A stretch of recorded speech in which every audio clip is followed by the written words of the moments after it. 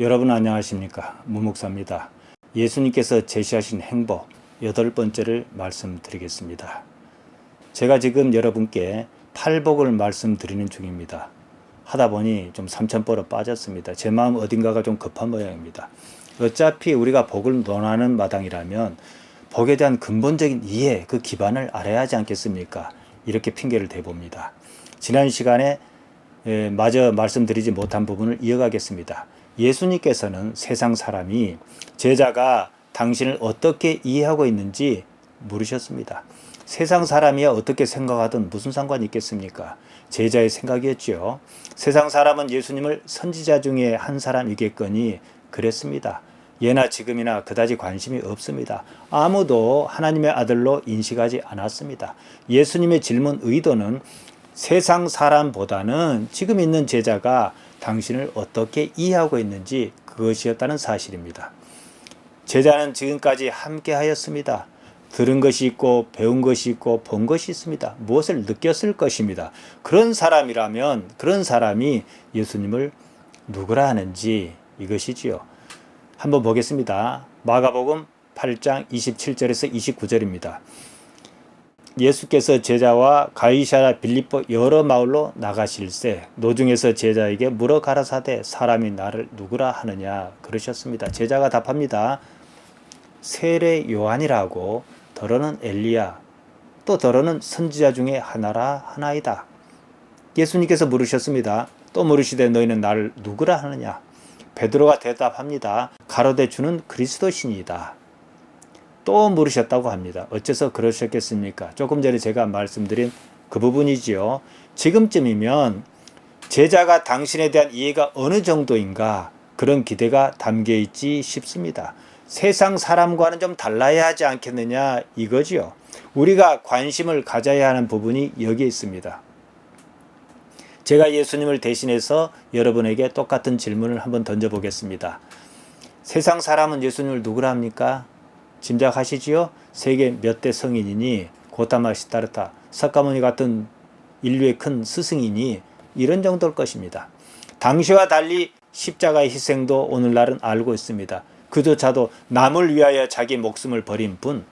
물론 지금 우리가 생각하는 개념과는 좀 다릅니다. 아무튼 여기서 벗어나지 않습니다. 그러면 제자가 대답한 대로 세례 요한이든 엘리야든 선지자 중에 하나든 무엇이 다릅니까? 실제로 그렇습니다. 이에 제가 예수님을 대신해서 여러분께 다시 묻겠습니다. 여러분은 예수님께서 어떤 분이라고 생각하십니까? 여기에 대한 답변도 이미 나와 있는 겁니다. 베드로가 대답한 그대로입니다. 주는 그리스도시니이다. 누가는 누가복음 9장 20절에서 하나님의 그리스도십니다. 이렇게 대답했습니다. 마태는 이 부분을 보다 강하게 전합니다. 마태복음 16장 16절입니다. 주는 그리스도시요 살아계신 하나님의 아들이시니이다. 마태는 살아계신 하나님의 아들이라는 말을 추가했습니다. 그래 봐야 오늘날 우리 다 알고 있는 겁니다. 익히 우리도 그렇게 고백하지 않습니까? 여기서 우리는 예수님과 나사로의 누이 마르다와 마리아의 대화를 참고할 필요가 있습니다. 나사로가 죽었습니다. 무덤에 있은 지 이미 나흘이라고 그럽니다. 마르다는 오라비를 포기했습니다. 예수님께서 내 오라비가 다시 살리라 이렇게 말씀하셨습니다. 요한복음 11장 23절에서요. 예수님께서는 내 오라비가 당장 지금 살리를 말씀하셨습니다. 다시 말씀드리면 예수님께서 말씀하신 부활과 영생, 영원한 생명은 당장의 일이라는 거예요. 마르다는 그 말씀을 그대로 받아들이지 못합니다. 부활의 날이 어찌고 나중에 가서 보자 그거지요. 막연하게 언급합니다. 예수님께서는 어느 날의 부활을 말씀하시지 않으셨습니다. 지금 당장의 부활을 말씀하셨습니다. 그것을 나사로 사건으로 보여주신 거지요. 요한복음 11장 25, 26절에 그 말씀입니다. 예수께서 가라사대 나는 부활이요 생명이 나를 믿는 자는 죽어도 살겠고 무릇 살아서 나를 믿는 자는 영원히 죽지 아니하리니 이것을 내가 믿느냐. 이 대목에서 마르다가 대답합니다. 요한복음 11장 27절입니다. 주여 그래야 화요다. 주는 그리스도시요 세상에 오시는 하나님의 아들이신 줄 내가 믿나이다. 마르다가 무엇을 믿었을까요? 마르다가 믿는다는 그것이 무엇이었을까요? 오라비가 다시 살아난다는 사실, 곧 부활을 믿었을까요? 영원히 죽지 않는 영생을 믿었을까요? 아닙니다. 요한복음 11장 32절이 그 사실을 증명합니다. 마리아가 예수 계신 곳에 와서 보이고 그 발 아래 엎드려 가로되 주여 여기 계셨다면 내 오라비가 죽지 아니하였겠나이다. 오시려면 오라비가 죽기 전에 오시든지 다 걸렸습니다. 마리아의 생각이나 마르다의 생각이나 크게 다르지 않습니다. 대화의 초점이 예수님과는 어긋나 있는 거예요. 앞서 마르다는 예수님께 분명히 말씀드렸습니다. 부활도 영생도 믿는다고 말이에요. 심지어 주는 그리스도시요 세상에 오시는 하나님의 아들이신 줄 내가 믿나이다 그랬습니다. 그런데 무엇을 믿는다는 말입니까? 마르다는 오라비가 지금 다시 살아날 줄 믿지 않았습니다. 마르다, 마리아 같습니다. 요한복음 11장 32절에서 한 말이 그겁니다. 마르다가 믿었던 부활, 마리아가 믿었던 부활, 그들이 믿었던 영생이 어떤 그림이었을 것 같습니까? 지금 여러분이 믿는 부활, 여러분이 믿는 영생은 또 어떤 그림입니까? 그들과 하나도 다르지 않습니다. 나중 어느 때의 부활, 믿어도 전혀 손해볼 것이 없는 그런 영생 아닙니까? 다시 베드로의 신앙 고백으로 갑니다. 주는 그리스도시요 살아계신 하나님의 아들이시니다. 제자나 마르다나 마리아나 지금 여러분이나 부활도 영생도 믿지 않습니다.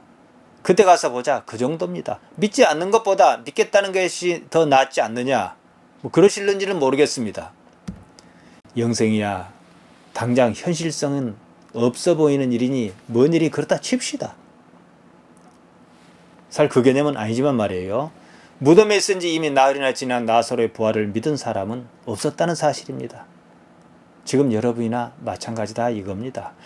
예수님께서는 지금 우리가 생각하는 그런 부활과 영생을 말씀하셨던 것일까요? 이것을 어떻게 설명할 수 있을까요? 주는 그리스도시요 살아계신 하나님의 아들이십니다. 그렇게 하면 끝나는 일일까요? 다들 생각 없이 하는 말입니다. 안 하는 것보다 낫다 그 정도입니다. 좀 심합니까? 사실 말로 입술로 내뱉은 말 그대로 이 의식 속에 있었다면 정말 그랬다면 예수님께서 지셨던 십자가 좌우편에는요 강도가 아니라 세베대의 아들 야고보와 요한이 달렸어야 합니다. 그들이 무엇을 요청했습니까? 예수님의 좌우편 아니었습니까? 마가복음 10장 35절에 나옵니다. 여기다 하나 더 추가합니다. 베드로가 달렸어야 해요. 예수님께서 고난과 죽음을 말씀하셨습니다. 그 상황을 받아들일 수밖에 없었습니다. 그때 베드로는 주와 함께 죽겠다 그랬습니다. 예수님께서는 베드로가 그러지 못할 줄 아셨습니다. 이렇게 말씀하셨습니다. 마태복음 26장 34절입니다. 내가 진실로 내게 이르노니 오늘 밤 닭 울기 전에 내가 3번 나를 부인하리라. 베드로의 부인은 현실로 나타났습니다. 닭소리가 나고 난 뒤에 그걸 안 겁니다. 얼마나 참담했겠습니까? 그래서 그날 밖에 나가 심하게 통곡했다 그럽니다. 마태복음 26장 75절, 누가복음 22장 62절에 나옵니다. 저는 이 부분을 높게 평가합니다. 자신의 한계를 인식했다는 겁니다. 우리가 할 수 있는 영역이거든요.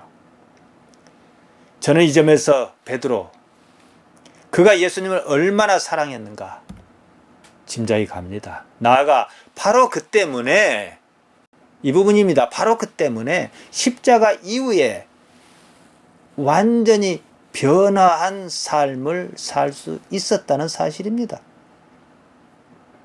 지금 우리는 십자가 이후에 있지 않습니까?